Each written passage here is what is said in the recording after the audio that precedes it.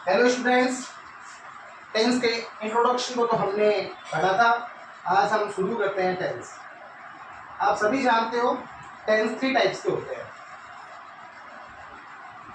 सभी जानते हो कि टेंस 3 प्रकार के होते हैं। जो पहला होता है वो होता है प्रेजेंट टेंस।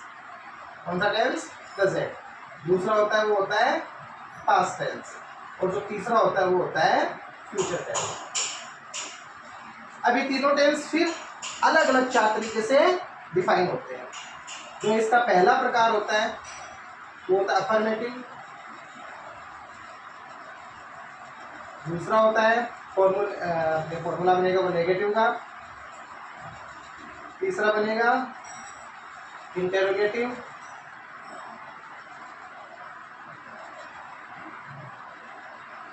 चौथा बनेगा इंटेरोगेटिव नेगेटिव का। ये 4 प्रकार के हमें प्रेजेंट के भी 4 बनाने, पास्ट के भी 4 बनाने और फ्यूचर के भी 4 बनाने हैं। ये 4 हमें सेंटेंसेस देखने हैं। ये हमारे सेंटेंस रहेंगे।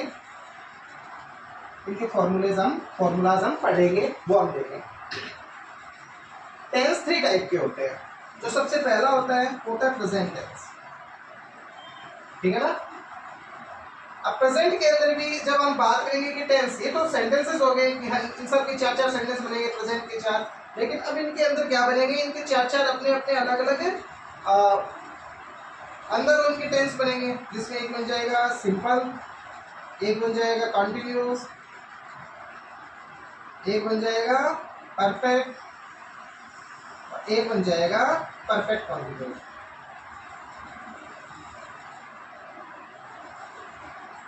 ठीक है ना? तो 4 प्रकार के प्रेजेंट के भी होंगे और फ्यूचर के भी होंगे।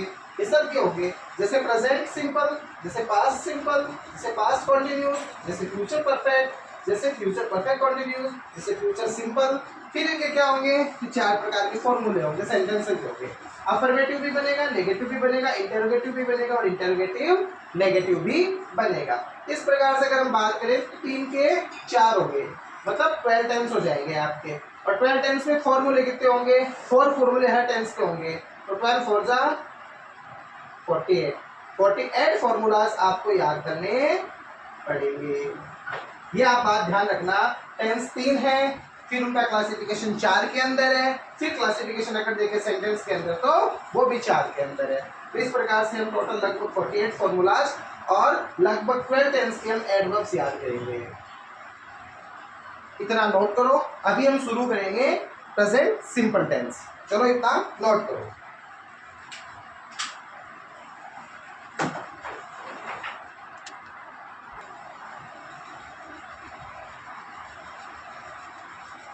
अब हेडिंग डालो आज प्रेजेंट सिंपल टेंस। अभी हमने पढ़ा था टेंस का क्लासिफिकेशन, उसमें सबसे हम पहले पढ़ रहे हैं present simple tense. Present simple में कौन सा फॉर्मूला होगा? अफर्मेटिव। अफर्मेटिव में सबसे पहले क्या आएगा? सब्जेक्ट प्लस वर्ब की फर्स्ट फॉर्म प्लस उसमें एस या ES plus object plus adverb. ये इसका फॉर्मूला रहेगा। मतलब सब्जेक्ट होगी, वर्ब की फर्स्ट फॉर्म में लगानी होगी, उसमें ऐसे ईएस का प्रयोग करना होगा, फिर ऑब्जेक्ट और फिर एडवर्ब लगाएंगे। ठीक है ना? ये हमारा टेंस रहेगा। सब्जेक्ट वर्ब की फर्स्ट ऐसे ईएस ऑब्जेक्ट और एडवर्ब। अब हमें ध्यान रखना है कि सब्जेक्ट होते हैं 2 टाइप्स के। या तो होता है सब्जेक्ट सिंगुलर या होता है सब्जेक्ट प्लूरल। सिंगुलर या प्लूरल। तो जो सिंगुलर सब्जेक्ट होते हैं वो कौन कौन से होते हैं? सिंगुलर सब्जेक्ट होते हैं ही, सी, इट और एनीवन नेम। और जो प्लूरल सब्जेक्ट है वो कौन से होते हैं? ये तो सिंगुलर हो गए। अब हम बात करें प्लूरल। प्लूरल सब्जेक्ट होता है आई, वी, यू, दे और मोर देन वन नेम। ये हो गए हमारे प्लूरल सब्जेक्ट। सिंगुलर सब्जेक्ट वो होते हैं जैसे ही, सी, इट या कोई एक नाम। प्लूरल सब्जेक्ट वो होता है आई, वी, यू, दे या एक से ज्यादा नाम। ये हो गया हमारे सब्जेक्ट की क्लासिफिकेशन। अब हमें पता चल गया कि सब्जेक्ट 2 है, तो हम एक नोट लगा के लिखेंगे। क्या लिखेंगे? If subject is singular each subject is singular, then we should use S or ES in the first form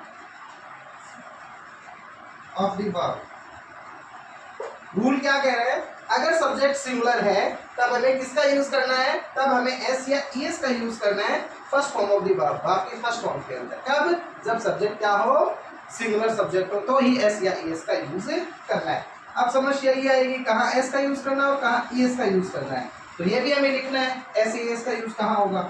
तो ध्यान रखना है, अगर किसी वर्ब के लास्ट में, अगर किसी वर्ब के लास्ट में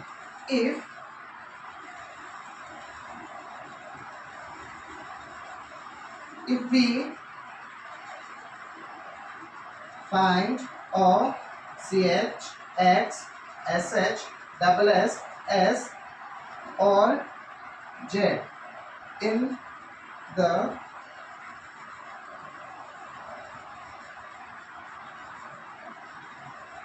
the last in a verb,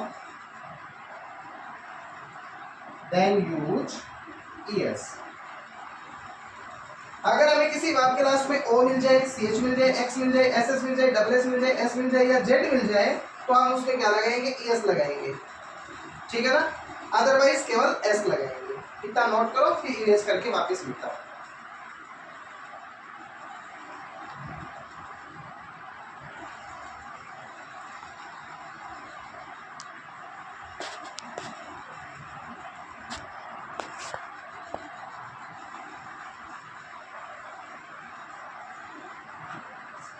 अब आगे मैं आपको बता रहा हूँ कि भाई अगर वर्ब के लास्ट में O C H X S S double S S और जेड हो तो उसमें क्या लगाना है, हमें एस लगाना है। अगर ये सब ना हो तो क्या लगाएंगे, ठीक है ना। वर्ब के लास्ट में क्या हो, कुछ अक्षर आपको याद रखने हैं। कौन कौन से अक्षर याद रखने हैं वर्ब के लास्ट में, ठीक है ना। क्या मिलेंगे लास्ट में वर्ब के, O C H X S H double S S या जेड। अगर ये सब है तो हम क्या लगा देंगे, एस लगा देंगे। Otherwise use only S. अन्यथा केवल किसका यूज करना है, एस का यूज करना है, ना एस लगाना है ना कुछ और लगाना है, सिर्फ एस लगा दो। जैसे मान लो एक वर्ब लिखता हूं मैं, आप बताना कि इसमें क्या लगेगा। एक वर्ब है सी ए टी सी एच, इस वर्ब में हमें क्या जोड़ना पड़ेगा, एस जोड़ेंगे या एस जोड़ेंगे। सर इस वर्ब के लास्ट में क्या है, सी एच है, सी एच है तो क्या जुड़ जाएगा, ई एस, तो ये हो जाएगा कैच एच, ठीक है ना, C A T C H S. ऐसे एक वर्ब है play, P L A Y play, तो इसमें क्या जोड़ना होगा, इसके लास्ट में वाई है, O C H X S S double S S और जेड में से नहीं है तो ये एस नहीं लगाना, तो इसमें सिर्फ क्या लगा देंगे, एस, तो ये क्या हो जाएगा, प्लेज। अब एक बात जो मुझे की है वो जो ध्यान में रखनी है वो बात ये है, जिस वर्ब के लास्ट में हमने एस या एस लगा दिया, अब वो वर्ब क्या हो गई, वो वर्ब सिंगुलर हो गई। अब ये हमेशा किसके साथ आएगी, सिंगुलर सब्जेक्ट के साथ में इसका प्रयोग होगा। सब्जेक्ट के साथ, किसर सिंगुलर सब्जेक्ट। जिन वर्ब को हमने एस एस लगा के सिंगुलर बना दिया उनके साथ हम सिंगुलर सब्जेक्ट का प्रयोग करेंगे। ये बात आपको ध्यान में रखनी है। तो मैंने आपको बताया है कि सिंगुलर सब्जेक्ट होने पर हम किसका यूज करेंगे, सिंगुलर सब्जेक्ट होने पर हम वर्ब में एस या एस का यूज करेंगे। अब एस में से एस का कहाँ यूज करना है और एस का कहाँ यूज करना है, तो अगर किसी वर्ब के लास्ट में O C H X S S double S S और जेड हो तो उनमें एस का यूज करना है। अगर ये सब ना हो तो केवल किसका यूज करना है, अदरवाइज ओनली एस का यूज करना है, ना एस लगाना है ना कुछ और लगाना है। इतनी बात आपको ध्यान रखनी है। जैसे कैच में सी एच लास्ट में था तो हमने एस लगाया, प्ले में वाई था, हमारे रूल में नहीं था तो हमने केवल एस लगाया। इसी तरीके से हम आगे और इसका रूल पढ़ते हैं। इसको मैं इरेज करता हूं।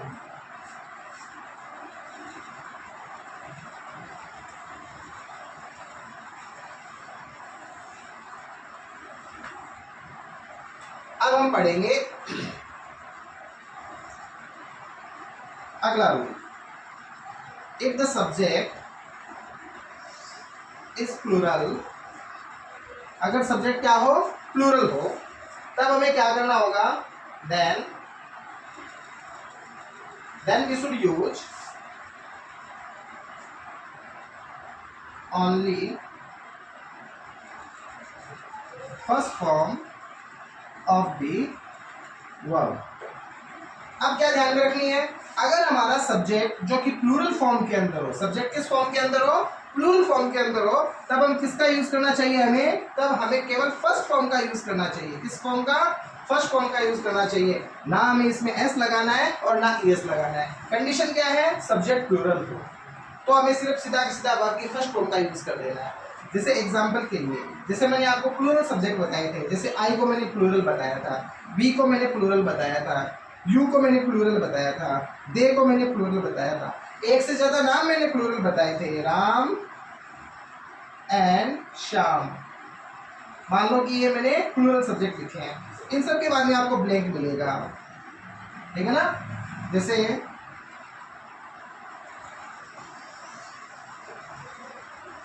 Water,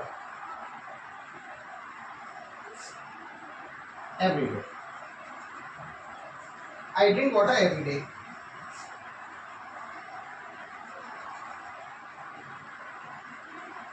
daily,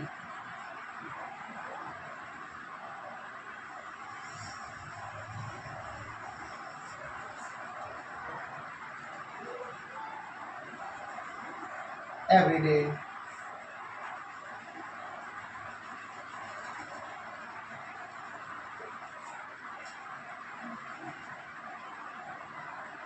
each day, Ram and Sham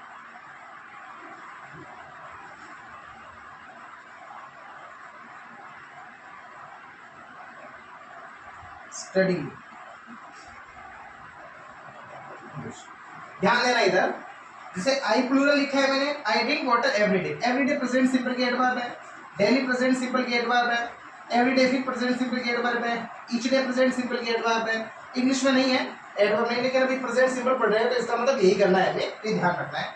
जैसे आई ड्रिंक तो क्या हो जाएगा, आई ड्रिंक का आई ड्रिंक हो जाएगा, एस मत लगा देना क्योंकि आई क्या है, प्लूरल है, और जो सब्जेक्ट प्लूरल होता है उसके साथ वर्ब भी क्या आती है, प्लूरल वर्ब आती है। तो अब ड्रिंक प्लूरल वर्ब है, अगर हम वर्ब सब्जेक्ट सिंगुलर होगा तो वर्ब को हम फिर क्या करेंगे, सिंगुलर करेंगे, तब हम उसमें किसका यूज करेंगे, एस या ईएस का यूज करेंगे।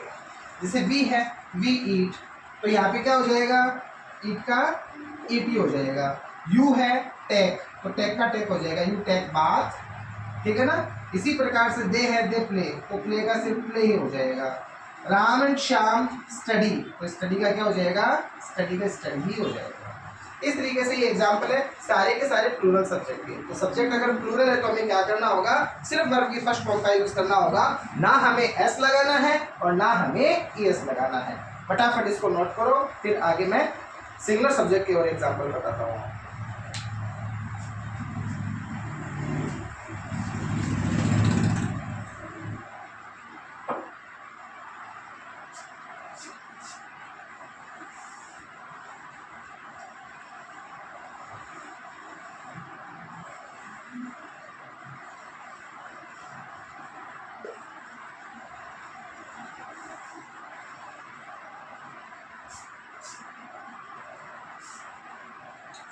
अब हम बात कर लेते हैं सिंगुलर सब्जेक्ट के एग्जांपल से। तो कुछ एग्जांपल्स लिख लेते हैं, तो जैसे कि दूसरा लिख लेते हैं सी, तीसरा लिख लेते हैं इट, जैसे इट, चौथा लिख लेते हैं LENCHO लेंचो, और पांचवा लिख लेते हैं गीता। बी के बाद में ब्लैंक मिलेगा, सी के बाद ब्लैंक, इट के बाद ब्लैंक, लेंचो के बाद ब्लैंक, और ये फिर यहाँ पे आपको कोई कोई वर्ब दी हुई होगी। जैसे ही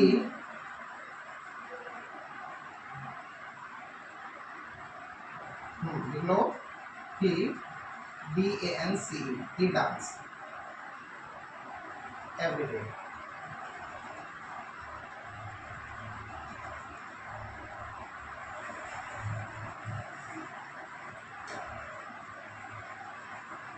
C draw good drawings। 8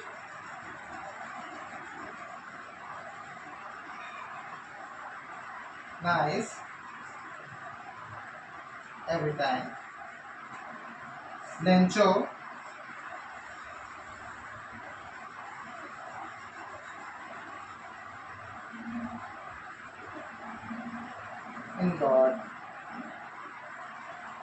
Gita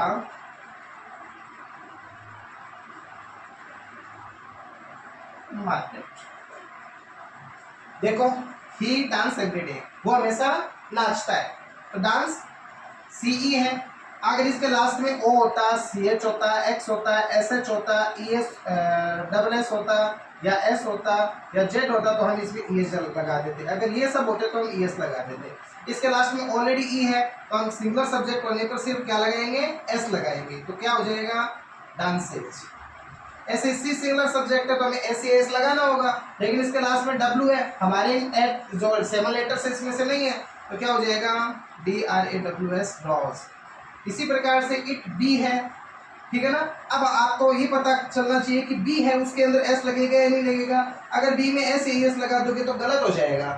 क्यों? क्योंकि बी एक अलग वर्ब है जिसका अर्थ होता है होना, और इसकी पांचों फॉर्म आपको ध्यान में रखनी है।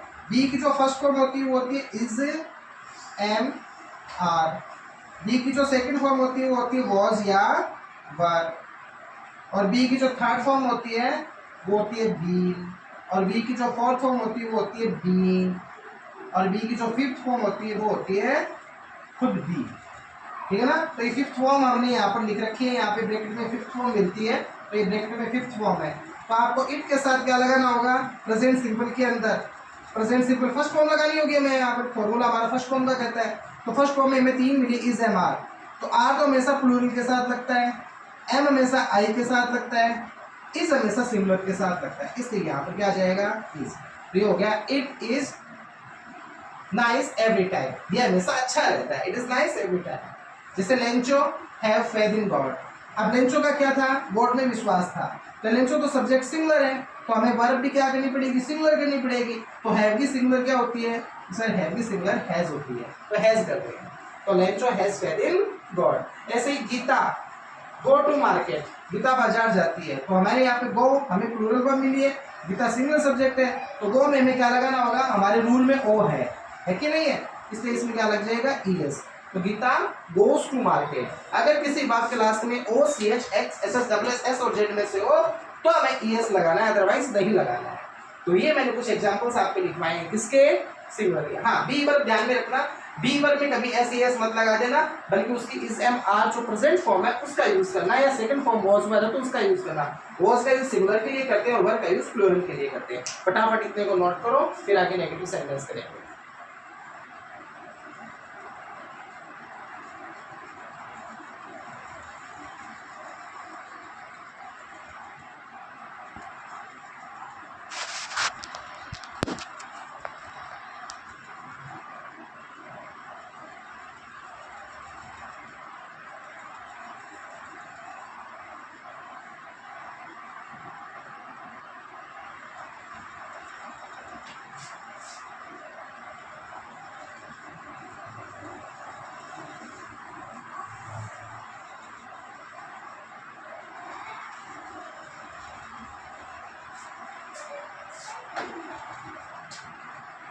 आगे हेडिंग डालो अफर्मेटिव के बाद में नेगेटिव सेंटेंस।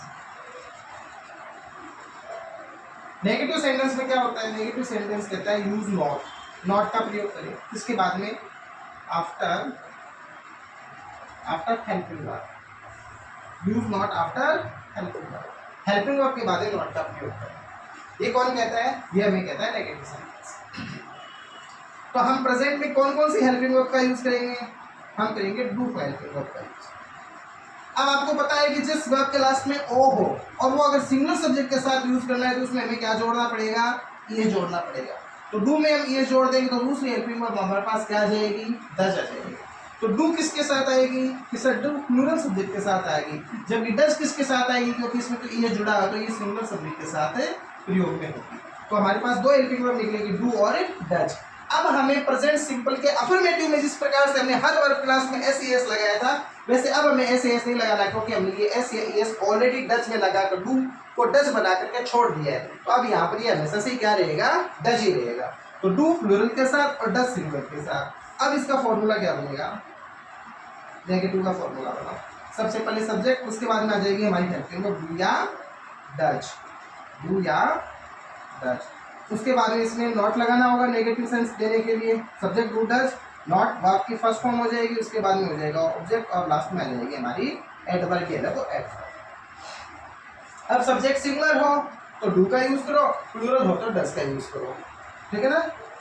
किसका यूज हो, सिंगुलर सब्जेक्ट हो तो किसका यूज करेंगे, डज का यूज करेंगे। और प्लूरल सब्जेक्ट हो तो किसका यूज करेंगे, प्लूरल सब्जेक्ट हो तो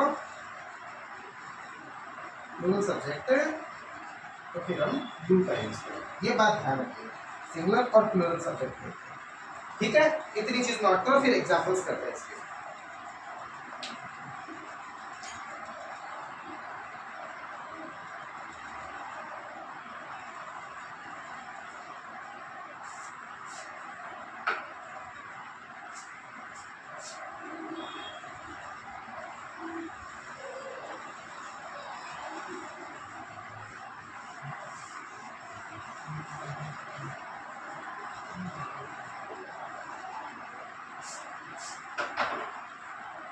हाँ, एक बात जरूर, मेरे कौन कौन से स्टूडेंट जो मुझसे पहले पढ़े हुए हैं और जो इस यूट्यूब चैनल के माध्यम से जो मुझसे जुड़े हुए हैं, जो चैनल को सब्सक्राइब किए हुए हैं या जिन्होंने मुझे देखा है यूट्यूब के ऊपर, वो कमेंट करके बताना कि वो कहाँ पढ़े मुझसे, किस स्कूल में पढ़े, और अब जो मैं पढ़ा रहा हूँ वो क्या कैसा लग रहा है उनको, और कोई अगर उनका सुझाव हो कि कैसे मैं इसको और इम्प्रूव कर सकता हूँ तो वो अपना सजेशन भी मुझे दें, ताकि मैं इसको और बेटर कर सकूँ।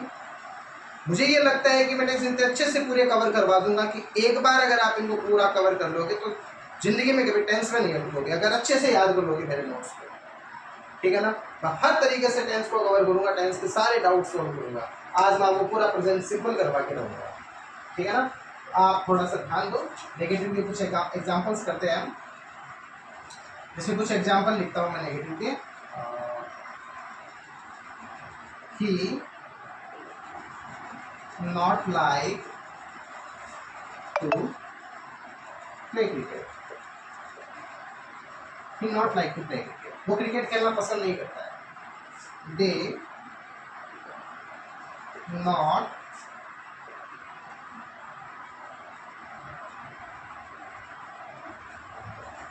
टी, वो चाय नहीं पीते।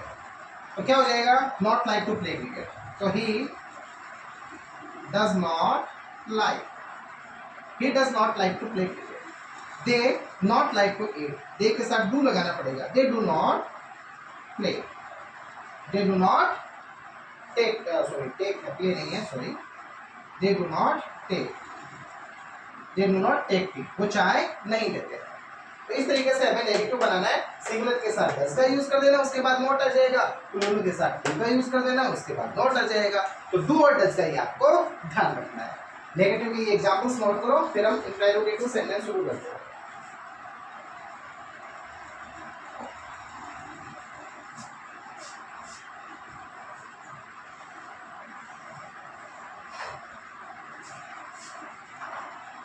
इंटरोगेटिव सेंटेंस,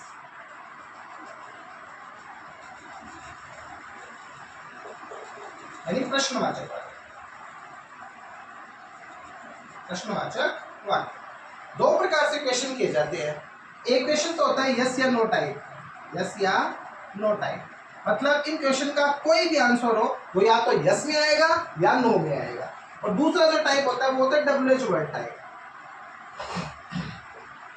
मतलब इनका जो आंसर आएगा वो या तो पूरी लाइन में आएगा, कम से कम एक सेंटेंस में तो आएगा ही आएगा, और पूरा कंसेप्ट क्लियर करेगा, वो WH वर्ड टाइप है। तो हमें इन दोनों के फॉर्मूले इंटरोगेटिव में पढ़ने हैं। तो पहला फॉर्मूला हम यस या नो टाइप का पढ़ रहे हैं। वो फॉर्मूला कौन सा होगा, सबसे पहले इसमें आ जाएगी हेल्पिंग वर्ब डू या डज, उसके बाद आ जाएगा सब्जेक्ट, उसके बाद आ जाएगी वर्ब की फर्स्ट फॉर्म, उसके बाद आ जाएगा ऑब्जेक्ट, और उसके बाद में आ जाएगी हमारी एडवर्ब, और लास्ट में आ जाएगा क्वेश्चन मार्क। उसके बाद में WH वर्ड है तो उसमें कुछ नहीं है, WH वर्ड आगे रख दो। उसके बाद में वो डी भी हेल्पिंग वर्ब डू या डज लगा दो, उसके बाद में सब्जेक्ट लगा दो, उसके बाद वर्ब की फर्स्ट फॉर्म लगा दो, उसके बाद में हमारा एडवर्ब आ जाएगा। एडवर्ब लिख ही देता हूँ, सब्जेक्ट प्लस एडवर्ब और क्वेश्चन मार्क। ध्यान रखना इसमें ऑब्जेक्ट साथ में आएगा, बल्कि इसमें ऑब्जेक्ट पूछ लिया जाएगा। कैसे, एक एग्जांपल से समझो। जैसे मैं कह रहा हूँ डू यू टेक टी, है ना, डू यू टेक टी। अब इस सेंटेंस से व्हाट का क्वेश्चन करके देखो, व्हाट का क्वेश्चन करो, क्या तुम चाय पीते हो, क्या पीते हो, टी, चाय, मतलब ऑब्जेक्ट साथ में है, इसलिए हमने इसमें ऑब्जेक्ट साथ में रखा है। लेकिन अगर यही सेंटेंस हम डब्ल्यू से बनाते, ठीक है ना, व्हाट ब्लैंक यू फिर ब्लैंक टैग फिर क्वेश्चन मार्क। अब टी नहीं है, अब पूछा जाएगा अब क्या करोगे इसमें, इसमें करेंगे डू, है ना, यू के साथ डू का यूज होगा प्लूरल के साथ, और टेक है इसकी, टेक की फर्स्ट फॉर्म करनी होगी हमें, ये रही फर्स्ट फॉर्म, सब्जेक्ट के बाद में फर्स्ट फॉर्म, हमने फर्स्ट फॉर्म बनाई। तो ये बना व्हाट डू यू टेक, तुम क्या लेते हो, तुम क्या पीते हो, व्हाट डू यू टेक। अब देखो इसमें टी नहीं है, कहीं भी लिखा हुआ नहीं है, नहीं है ना, इसका मतलब इसमें ऑब्जेक्ट पूछ लिया जाता है, बल्कि इसके अंदर ऑब्जेक्ट दिया हुआ होता है, इसलिए हमने इसमें ऑब्जेक्ट लिखा है, और सेकंड डब्ल्यूएच वर्ड वाला जहां होता है वहां पे ऑब्जेक्ट हमने लिखा नहीं है। ये बात आपको ध्यान रखना है, ठीक है ना, क्योंकि ऑब्जेक्ट क्या हो जाता है, व्हाट और हु वाले क्वेश्चंस में ऑब्जेक्ट पूछ लिया जाता है, अंडरस्टूड होता है कि कुछ ना कुछ तो खा रहा होगा, कुछ ना कुछ तो पी रहा होगा, ये चीज तो अंडरस्टूड होती है, ठीक है। तो इस तरीके से ये आपका इंटेरोगेटिव सेंटेंस हो गए। इंटेरोगेटिव सेंटेंस को आपको क्या करना है, नोट करो, फिर हम इंटेरोगेटिव नेगेटिव पढ़ते हैं।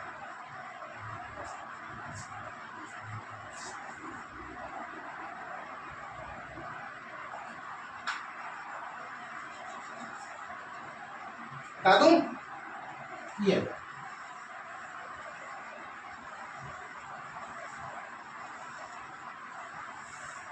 अब अगला हमारा हो जाएगा इंटेरोगेटिव नेगेटिव।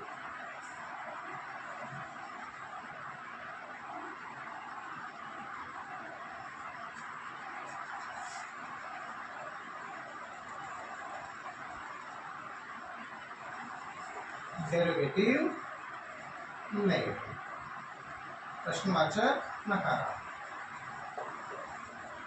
पहला फॉर्मूला लिख लो, हेल्पिंग वर्ब वाला, डू या डज, उसके बाद में नॉट, उसके बाद में सब्जेक्ट वर्ब की फर्स्ट फॉर्म ऑब्जेक्ट और एडवर्ब और क्वेश्चन मार्क। दूसरा लिखो डब्ल्यूएच वर्ड, उसके बाद में लिखो हेल्पिंग वर्ब डू या डज, उसके बाद में लिखो नॉट, उसके बाद सब्जेक्ट वर्ब की फर्स्ट फॉर्म, उसके बाद में एडवर्ब और फिर क्वेश्चन मार्क। ये दोनों फॉर्मूले हमारे हो गए। मतलब डू डज के बाद में हमें नॉट लगा देना है। नॉट आप तीसरे नंबर पे भी सब्जेक्ट के बाद भी लगा सकते हो, लेकिन आजकल के मॉडर्न इंग्लिश में साथ में लगा देते हैं, डोंट या डजंट साथ में कर देते हैं, तो उसके हिसाब से सब्जेक्ट के बाद सब्जेक्ट के पहले भी लगा सकते हैं, हेल्पिंग वर्ब के जस्ट बाद में नॉट लगा दो। ऐसे डब्ल्यूएच वर्ड हो गया, उसके बाद में हमने डू डज के बाद में नॉट लगा दिया। इस तरीके से हम काम कर सकते हैं। अब हम बात कर लेते हैं एग्जाम्पल्स की। तो मान लो कि मैं एक एग्जाम्पल्स आपको दे रहा हूँ,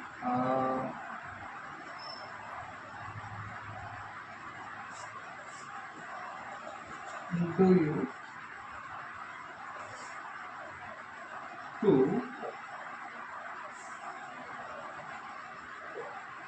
क्रिकेट, क्या तुम क्रिकेट खेलना पसंद करते हो, एक सेंटेंस है ये, एक सेंटेंस हो गया।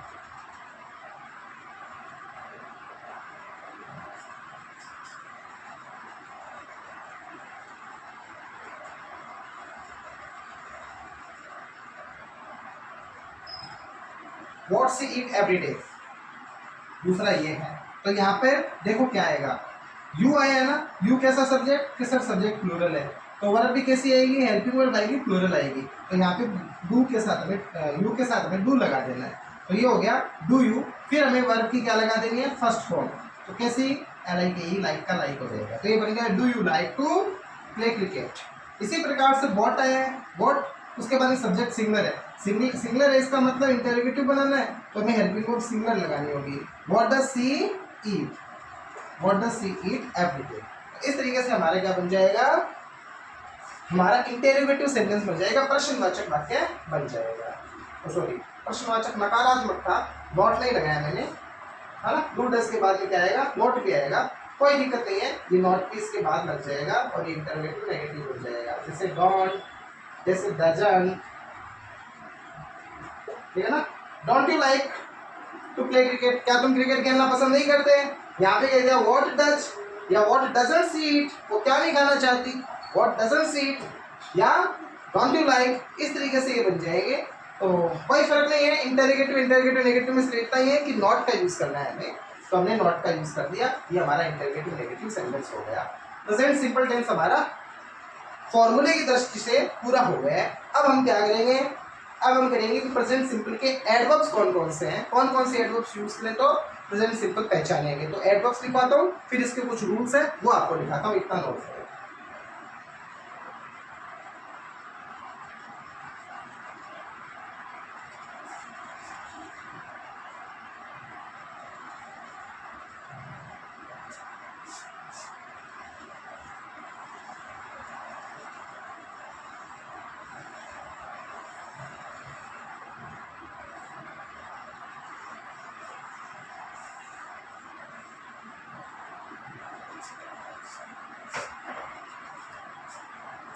अब देखो adverbs of present simple tense.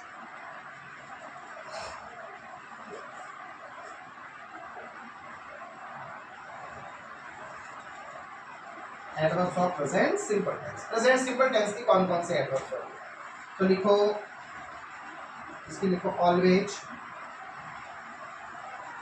Often, seldom, generally, usually, frequently,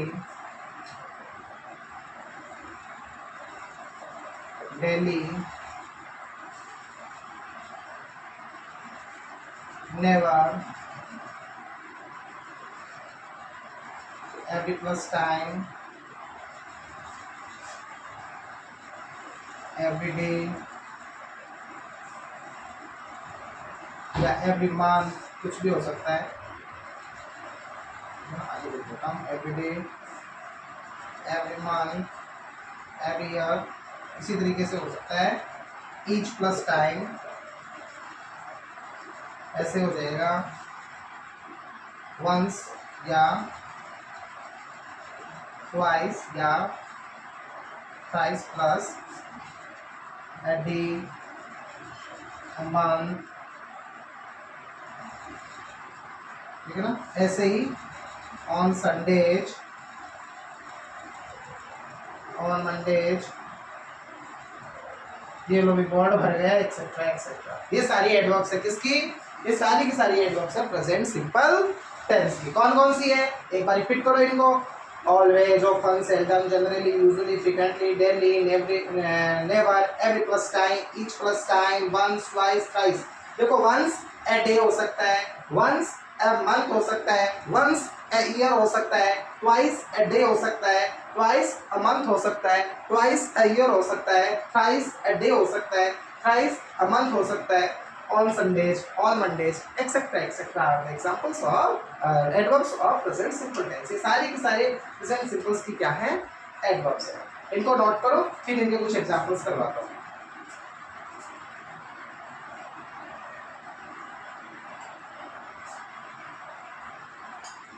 note हो गई,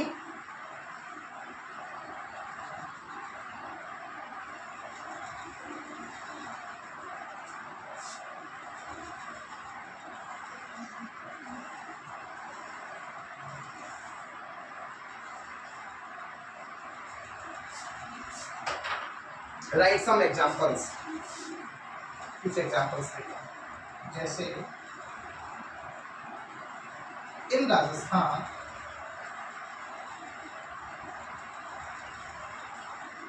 we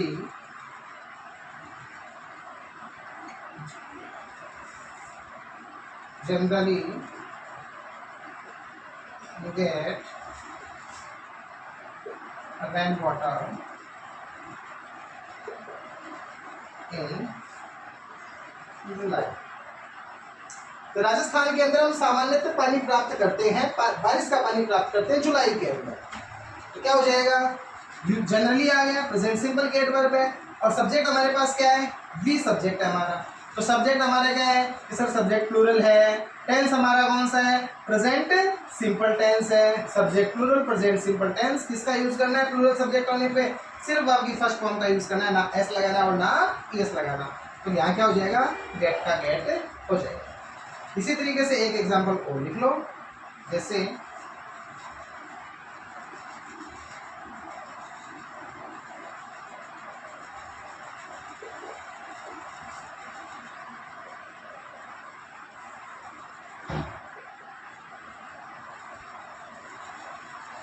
bad students never work hard. बेकार विद्यार्थी कभी कठोर परिश्रम नहीं करता है, तभी तो बेकार होता है। तो यहाँ पे क्या है, स्टूडेंट्स प्लूरल सब्जेक्ट है और never present simple get verb आई है, तो अब हमें वर्ब की सिर्फ क्या करना है, फर्स्ट फॉर्म का यूज करना है ना, वर्ब का वर्ब हो जाएगा। इसी तरीके से एक एग्जांपल और लिख लो, she usually study English on YouTube on the channel English with Ramniwas sir. ठीक है ना, सी यूजुअली स्टडी इंग्लिश, वो सामान्यतः अंग्रेजी पढ़ती है। सी सिंगुलर सब्जेक्ट है, तो हमें वर्ब की फर्स्ट फॉर्म में क्या लगाना है, एस या ईएस लगाना है। तो क्या करेंगे, स्टडी, स्टडीज कर देंगे, स्टडीज बाई एस। ठीक है ना, इस तरीके से स्टडी हो जाएगा।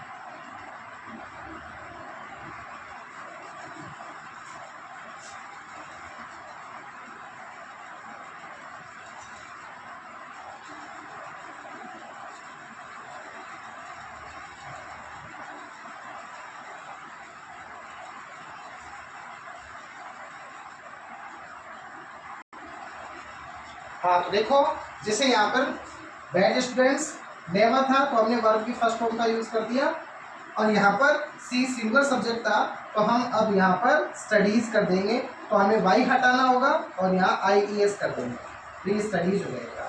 ठीक है ना, ध्यान रखना है जहाँ कहीं लास्ट में वाई हो और उस वाई के पहले कहीं यहाँ पर कोई स्वर ना हो।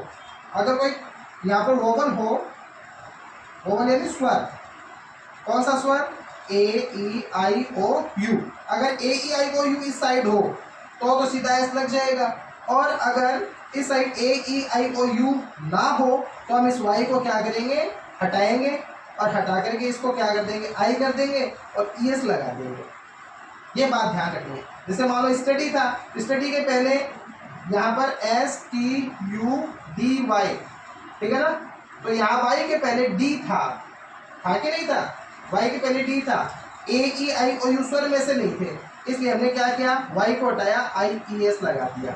इसी तरीके से हम प्ले के अंदर भी देखते हैं PLAY, लेकिन प्ले में हम वाई हटाते नहीं है। क्यों नहीं हटाते, क्योंकि प्ले वाई के पहले क्या है, ए है, और हमने क्या पढ़ा, अगर पहले AEIOU हो वाई के तो फिर वाई हटता नहीं है, सीधा एस लग जाता है। तो स्टडीज और प्लेज, ये डिफरेंस है कि इसमें वाई चेंज नहीं हुआ और यहाँ वाई एस में चेंज हो गया, तो ध्यान रखना है। अब हमने इसमें ES क्यों लगाया, इसलिए लगाया कि हमारे पास सब्जेक्ट सिंगुलर था, सिंगुलर सब्जेक्ट होने पर वर्ब के फर्स्ट फॉर्म में एस या एस का यूज होता है। ठीक है, अब आगे हम लिखते हैं कुछ rules, some important rules of present simple tense. कहाँ कहाँ प्रेजेंट सिंपल टेंस का यूज होता है, वो रूल्स हम लिख लेते हैं।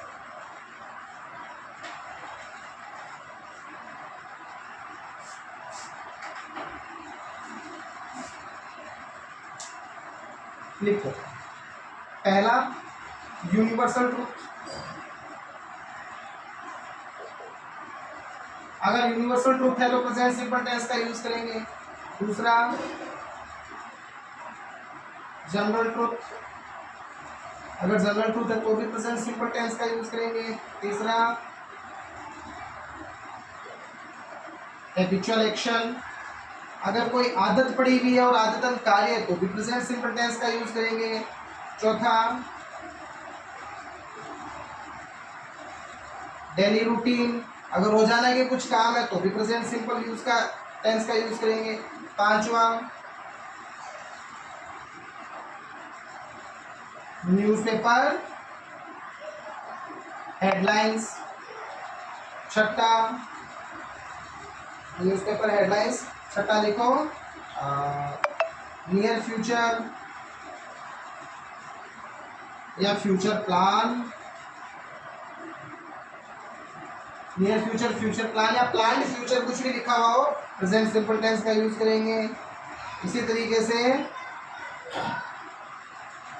ईडियम हो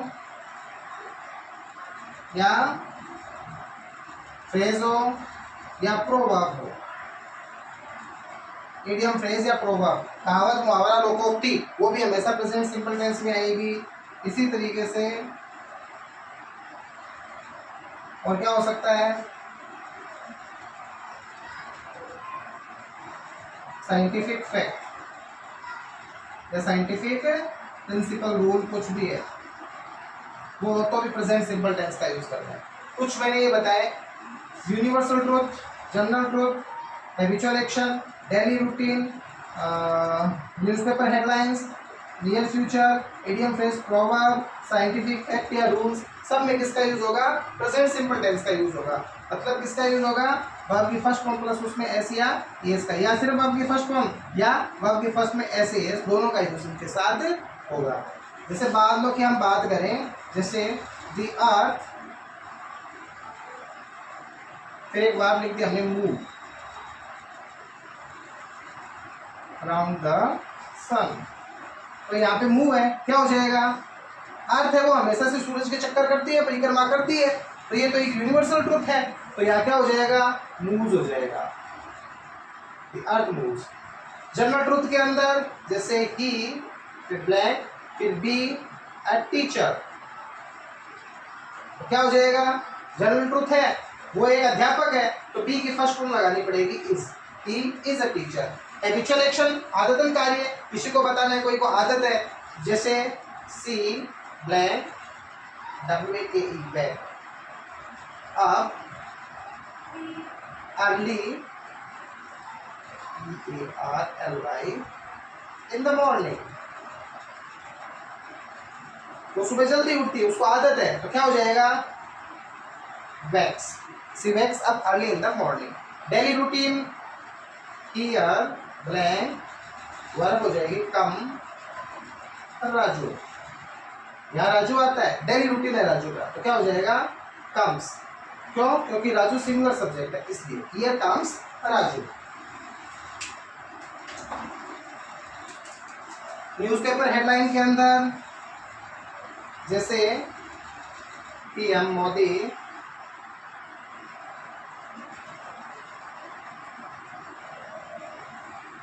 कम्स सरदार साहब,